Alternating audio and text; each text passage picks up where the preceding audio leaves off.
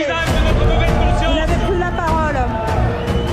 Je ne sais pas à qui s'adresse. Monsieur le Premier ministre, Gaza était jusqu'à présent un ghetto où les Palestiniens sont assassinés par les armes, la faim et l'absence de soins. Gaza est en train de devenir un camp de concentration où le niveau de barbarie déployé par l'armée israélienne est tel qu'on doit énoncer des à peu près pour décrire le bilan du génocide en cours. À peu près 80 000 morts, mais sans doute beaucoup plus. À peu près 20 000 enfants tués.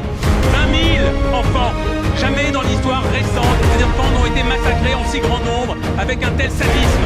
Tous les jours, des enfants palestiniens sont brûlés, écrasés, démembrés, décapités, abattus d'une balle dans la tête, amputés sans anesthésie, emprisonnés.